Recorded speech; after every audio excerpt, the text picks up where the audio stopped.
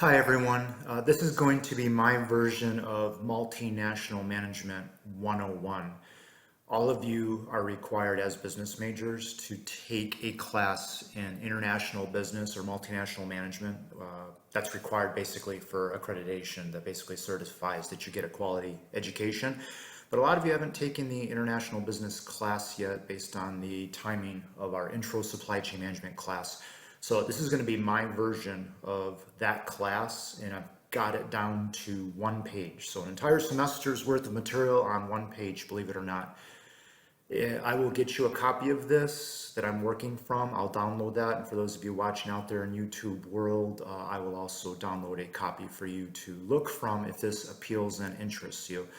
And basically, we live in a global economy, and what you're majoring in has a huge role in that. In other words, me personally, I think supply chain management has spawned the global economy. There was a time when countries didn't do business with each other. Not too long ago, it was only industrialized nations that did business with each other. And it wasn't until supply chain management as a discipline was spawned that we started to create a global economy. So you could ask the question, did the global economy create supply chain management, or did supply chain management create the global economy? I think it's a little bit of both, but I would lean towards it's because of supply chain management that we actually have a global economy. Okay, so let's do this. Let's pretend we take Earth and its entire population and we shrink it into a village of 100 people. So we're just dealing with percentages, ratios, and proportions here. Earth has a population of around 7.8 billion people. Okay, so population 7.8 billion people for Earth. Let's pretend the population is 100 people. And if it was shrunk into 100 people, what would it look like? To begin with, 57 of the 100, or 57%, would be Asian. That includes China, the most populated country in the world with around 1.4 billion people, followed by India with almost 1.4 billion people. So right now, China is the largest consumer market in the world. That just means it has the largest population. The United States has the largest economy with only 4% of the global population, but China is the largest consumer market in the world. China also has the second largest economy on the planet. India, with just under 1.4 billion people, will be the largest consumer market in the world in the near future. So right around the time that you graduate and hit the workforce, at some point there, probably within the next 5 to 10 years, India will be the largest consumer market in the world.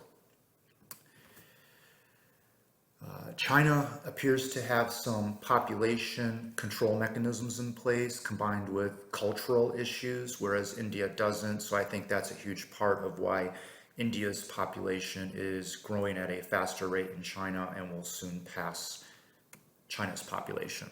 Okay. 21% of Earth, or that village of 100 people, would be European. 14% would be from the Western Hemisphere. That includes both North and South, and that, of course, includes the United States. 8% would be African.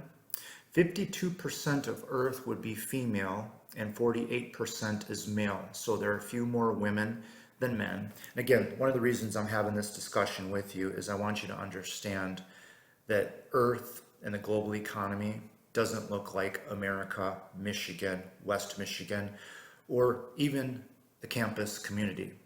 So, again, a huge part of this is getting you to understand that the more you understand about the global economy, the better off you're going to be, because you're going into a discipline that is a part of the global economy.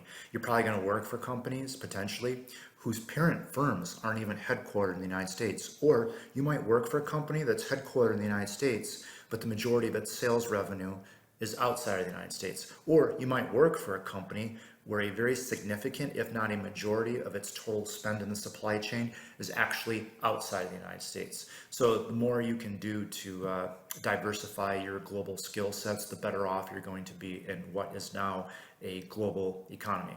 All right, so someone asked me once, why are there more women than men? I have no idea. I think genetically speaking, we're more predisposed to being born female by a small amount than male. I guess women live longer. That might actually be the most important factor. Obviously, if women live longer, there are going to be more women than men. Maybe because of wars and things like that, guys don't take care of themselves, and you add all that stuff, there are more women than men by a small amount. Okay, 70% of Earth is not white. Only 30% of Earth is white or Caucasian. So again, purpose here is when I walk into the classroom, I throw these stats out and people look around and they realize that Earth looks nothing like America, Michigan, West Michigan, or a college campus for that matter, which in itself would imply large amounts of diversity, but in the overall scheme of things, there actually are not. So we need to be open and embrace the diversity. And in order to do that, we need to understand first that it exists and then go out there and embrace it and tap into it and ask questions, right? 70% of Earth is not Christian and 30% is Christian. So again, being in West Michigan, the global economy and Earth looks nothing like where we're from. If I look at the world's most popular and biggest religions and the ones with the largest number of adherents, you basically have Christianity, Islam, Hinduism, followed by Confucianism, Buddhism, Judaism. The point I'm trying to make there is Christianity and Islam are about neck and neck. It's kind of like a tie. Each of those religions has about 2 billion adherents. When I say Christianity, I'm including Catholicism and the Protestant faith and derivations of Catholicism and the Protestant faith. So if you bundle all of that together, you're talking about 2 billion adherents, and then Islam has about 2 billion as well. The point I'm trying to make here is it's not a competition. Islam is the fastest growing religion in the world. If you look at countries that are predominated by the Islamic faith, the majority of their populations are under the age of 30. If you look at the countries that are predominated by Christianity, in other words, industrialized nations, the majority of their population isn't under the age of 30. Okay, so if you ask someone about these things, they might imply that that's problematic. I think just the oppositely. I think that's an opportunity for all of us. We just need to embrace these differences. So you take a country like Iran, the majority of its population is under the age of 30. You take a country like Pakistan, the majority of its population is under the age of 30. A country like Saudi Arabia, the majority of its population is under the age of 30. So the fastest growing religion in the world is Islam, and at some point Islam will actually have more adherents than Christianity. What does that mean? To me, that just means opportunity, economic opportunity. Embrace it, understand it, respect it, don't judge. There's an entire generation of Americans right now that are being told by corporate headquarters to go to Southeast Asia and to go to Vietnam and set up shop in what is a growing market. These are people in their 50s, 60s, and even in their 70s that during their lifetimes and their teenage years and 20s and 30s probably would have never have thought, having served there in the military during a war, that one day they'd be back there representing an American company to do foreign direct investment there. The point I'm trying to make is, I look at Saudi Arabia, Pakistan, Nigeria, Afghanistan, Iraq, Iran. These are opportunities for the global economy and for yourselves as you represent who you're working for, and you go into these markets and make foreign direct investments on behalf of the employer that you work for. So again, Christianity is shrinking because if you look at the countries predominated by the Christian faith, like the countries in Europe, Australia, places like that, their populations are actually shrinking because a majority of their population is older than in countries that are predominated by the Islamic faith, and people are dying off at faster rates than people are being born. So then the result is, this tie between Christianity and Islam won't be a tie in the very near future. And again, from my perspective, that doesn't imply or mean World War III. It just means a global economy that's going to grow and continue to expand. Okay, moving on. 89% of the global population would be heterosexual, 11% would be homosexual. 80% of the global population is living in substandard housing. I have no idea what their definition of substandard housing is, but if that impacts 80% of the global population, that can't be a good thing. Around half of Earth and its population suffers from malnutrition. Again, I don't know what their definition of malnutrition is, but again, it's probably not good. If you ask me when was the last time I experienced Hunger, like actually my stomach growled, I probably wouldn't be able to remember when that actually happened. I'm sure it happened over the last several months. I just can't remember when. So a lot of this too is just appreciating, being grateful for what we have. If you make over $35,000 a year, think about that. If you make over $35,000 a year, and a lot of you as college students might actually already make $35,000 a year, because I know a lot of you are paying your own bills and working 20, 30, 40 hours a week while maintaining a full course load. If you make over $35,000 a year, that puts you in the top 1% globally. Now, in America, that doesn't put you in the top 1%. You'll probably have to make $400,000 or $500,000 a year to be in the top 1%. But globally speaking, you're in the top 1%. So I guess even though you're working hard and it doesn't feel easy, I'm not saying that you should feel bad about what you have, but maybe just appreciate it more and be a little more humble. All right, the next one, 1% is near death and 1% is near birth. Basically, people are dying off at slightly slower rates than people are being born. So the global population at 7.8 billion people is increasing, but not at exponential rates. Okay, it's not doubling in size every 5 years, for example, but it is growing. Okay, so we're at 7.8 billion people right now. The United States has a population of about 330 million people. We are the third most populated country on the planet, but we're only about 4 or 5% of the global population. Yeah, we're only 4 or 5% of the global population, but we're 20 to 25% of Earth's economy. And as I will show you in a little bit here, the global economy still tends to revolve around the United States. Okay, what else? The United States is probably the only industrialized nation that 50 years from now will have more people than it does today, right now. Most industrialized nations, again, when I say industrialized nations, technically the definition is your country's GDP per capita is 25,000 or more. The majority of their populations are what we call baby boomers, people that were basically born right after World War II. Those people are starting to die off. So most of the industrialized world is actually going to shrink in population.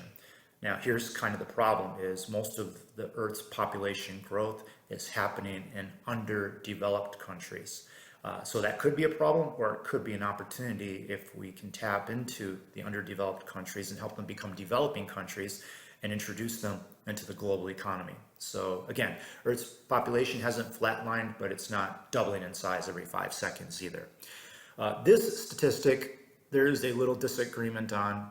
A lot of people think that around 1% of people on Earth actually own or have access to a computer.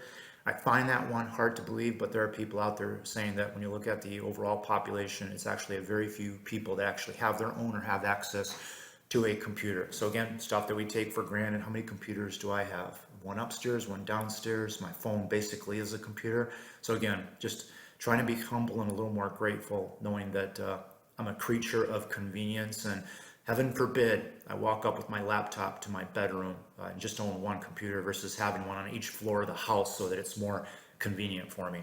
Furthermore, I run these statistical models that give me results in like 20 seconds. So if there's a microprocessor out there that can do it in 3 seconds, yeah, I have to have it, because heaven forbid I wait an extra 17 seconds to run some model that I'm doing for my research. So spoiled, but I try to reflect on it and be a little humble and appreciate what I have. Okay, next stat. 6 people in this village of 100 people, 6% would possess 59% of the entire world's wealth. All right, so basically the majority of the wealth in the world is in the hands of a few people. Not to imply that there isn't a middle class out there. For example, in America, there's a strong dominant middle class, but globally speaking, there is not a strong dominant middle class. 85% of the world's entire wealth is just with 15% of the global population. Think about that. 85% of the world's wealth is in the hands of 15% of the global population. That means 85% are not living well versus 15% that are. To me, that is by definition There is not a global middle class, and we're not even close. Yes, in industrialized nations like the United States and the countries in Europe and Canada and Australia and South Korea and Israel, yeah, there's a strong dominant middle class, and some people would even call that into question, but I won't get into that because then it starts to get a little political, because how do you define middle class? All right, so back to the question.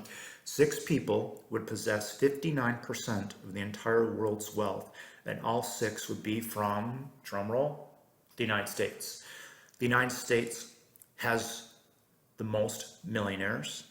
It has the most billionaires. I think there are over 2,000 billionaires, and around half of them are in the United States. The United States probably has over 10 million millionaires, and that excludes the equity that people have in their homes. So if you threw that into it, then it'd be even more.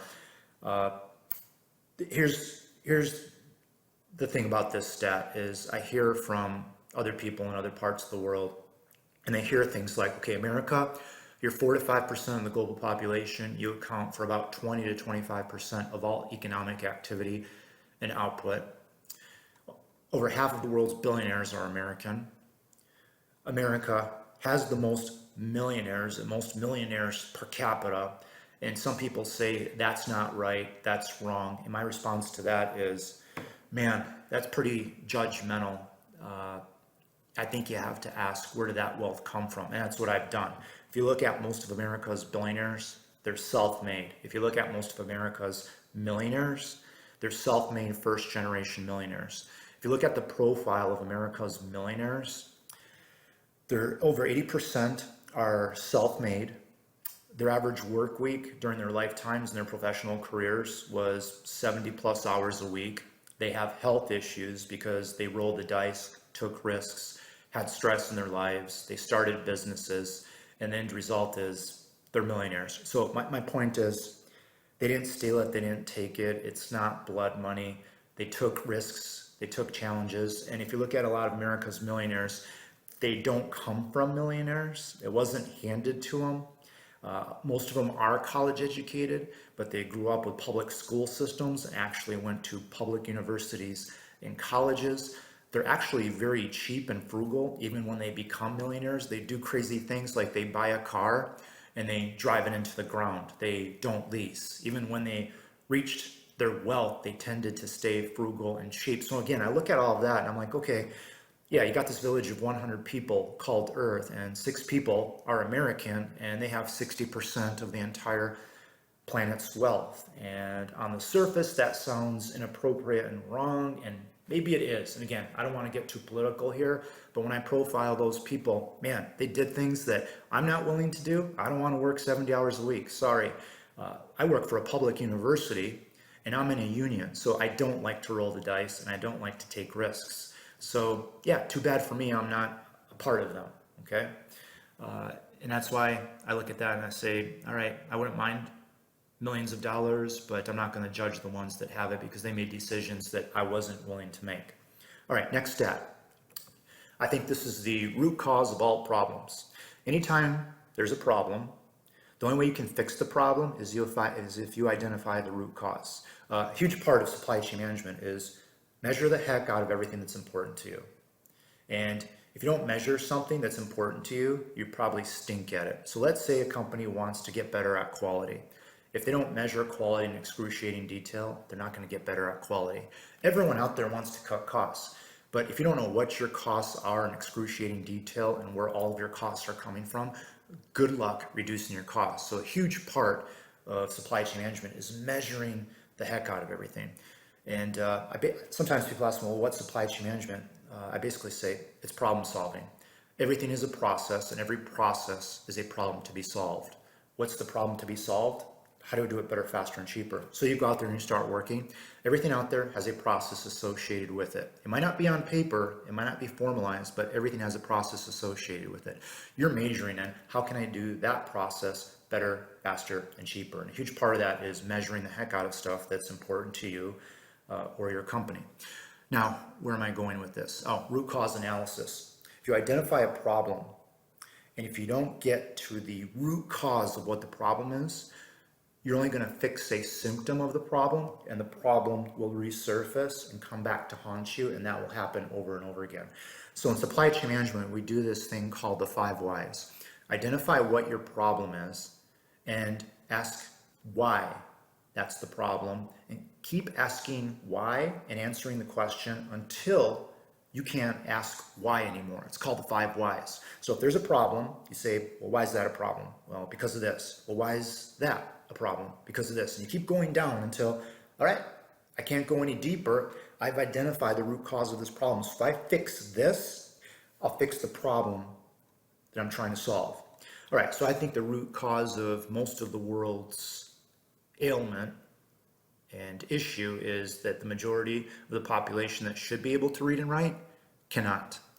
This is one that has a lot of controversy associated with it, because the question is, what percentage of Earth cannot read and write that should be able to read and write at a basic level, like that of a 13-year-old per se? And there's a stat out there that says 70% of the global population that should be able to read and write cannot read and write. And I say that's the root cause of most of the world's problems. So to me, the end game is if we could get everyone to read and write at a good high level, that equivalent to a 13-year-old or above, I think that a lot of our problems go away. Because I think if you can't read and write, and the media is controlled by the government or by people that are dictating a certain type of narrative, you're less likely to think objectively, and you're more likely to be biased. So you could take a country where the government is telling its people, America is the root of all evil, and the majority of its population can't read and write. The end result is they might actually think that and believe that, and that doesn't do any of us any good. I think people need to make decisions for themselves and think objectively and be impartial and not be biased, and that requires that you have the ability to read and write, and yes, have access to things like the internet, a computer, and media that's not controlled by the government or in the hands of a few people that are trying to control the narrative. All right, so I'll leave that one at that. I think that if there was one thing I could fix is give everyone the ability to read and write and make decisions and impressions and opinions for themselves. All right, what percentage of the global population has a college education? That would be equivalent to what you're going to receive when it's all said and done. Less than 2%, less than 1%. You are amongst the most educated people on the planet, and when it's all said and done, you're going to be in a league of your own. The next time you go home and you see your parents, tell them that I'm amongst the most educated and intelligent people in the world, and they'll probably laugh at you and think, you gotta be kidding me, you're an idiot. You could have parents that didn't go to college, like my parents, and they might call you an idiot. I've got a doctorate, and my parents will still call me an idiot. My point is, you're surrounded by enormous amounts of talent, and you take that for granted. When you go into the classroom and you see these students with these skill sets on technology and written oral communication and their technical skills and business analytics, you assume everyone's like that because you're surrounded by that. So the point I'm trying to make is, if you get outside of the classroom and outside of the campus and outside of Michigan and West Michigan in the United States, most of the global population can't read and write, and most of Earth is not college educated. So you're amongst the most educated people on the planet. When you graduate from college, when you look at your dollar value of output per hour, you are going to be the most productive generation that the global workforce and the American workforce has ever seen. And that's the way it should be. Why would we want to send people into the workforce from college that don't have as much to offer as previous generations? So again, you are A-level talent. Don't take that for granted. Just appreciate it and be a little humble and understand what the rest of the world looks like. All right, trying to wrap it up here. Population of 7.8 billion people, over 2 billion live without any electricity. How do they watch the Super Bowl? I'm joking, but at the same time, like, how do you watch the Super Bowl? I guess you don't, so I appreciate that. Over 1 billion live on less than $1 a day, and over 2 billion live on less than $5 a day. That's staggering to me. My dad would say, well, in places where people live on $1 a day or $5 a day, and I've been to some of those places, I've been in rural China, for example, my dad will say, I bet you the cost of living in those places is way, way, way, way lower. And he's right, but at the same time, how much lower could the cost of living be, where $1 a day or $5 a day or $10 a day commands a high quality of life. No matter what the cost of living is, don't try to tell me that that's even remotely a good quality of life. It might be simpler, it might be less complicated, but the standard of living and quality of life, boy, I just wouldn't personally want that for myself. And there's a lot of people out there that that's what they get by on. All right, I'm wrapping this up. A stat I saw said in the next several years, think about this, in the next several years, 80% of people currently in the workforce will be there. All right, so basically, if you take the workforce right now, in the next few years, 80% of them will still be in the workforce. Okay, that's not too complicated, right? 5, 10 years from now, the people that are in the workforce, 80% of them will be the same ones that are in the workforce right now. All right, so that means only 20% are leaving, dying, getting old, retiring, etc. Yet 80% of current technology will be replaced with new technology to which existing workers must adapt. So over the next few years, most of the workforce will remain intact, but 80% of the technology that exists today won't be around in the next few years. It's going to be replaced by new technology. People keep asking me, am I going to lose my job because of technology? Things like machine learning and artificial intelligence and blockchain and the Internet of Things. When barcodes that go on every product in the world are replaced by, in essence, a smartphone, will I lose my job? It's very simple. If you learn how to use the technology as it changes to do your job better, faster, and cheaper, and you can actually manipulate the technology to do your job better, faster, and cheaper, I think you'll be fine, especially in the supply chain management field. That's why I really push for my students to major in not only supply chain management, but also minor in business analytics. All right, so wrapping it up, I'm just going to finish it off by saying this one sentence. When one considers our world from such a compressed perspective, you shrink it into a village of 100 people, the need for acceptance, understanding, and education becomes glaringly apparent. Yes, you're going to be part of the global economy. You already are. When you graduate, that'll even be more the case. I potentially think you're going to be working for a company. You're going to fly to Iraq, Afghanistan, or Saudi Arabia, or Pakistan, or Iran, and you're going to say, hey, I'm working for this company, and I'm here to set up shop. I'm here to make a foreign direct investment on behalf of my employer. That could be a sales office, a joint venture, a factory. It could be anything that fits the definition of a foreign direct investment. I think that's going to happen moving forward. If that's the case, don't you want to be prepared for that? Understand what Earth looks like, especially since it doesn't look like where you're from. All right, that's a wrap on my version of Multinational Management 101. In my next segment, I'm going to take all of those econ classes you've taken and compress it into 1 page in 15 minutes, and it's my version of Econ 101. Everything that you need to know about the economy and what supply chain management has to do with the economy. There's probably not a single discipline that's contributed more to the economy in a positive way than what you're majoring in. So stay tuned for that one. Have a great day.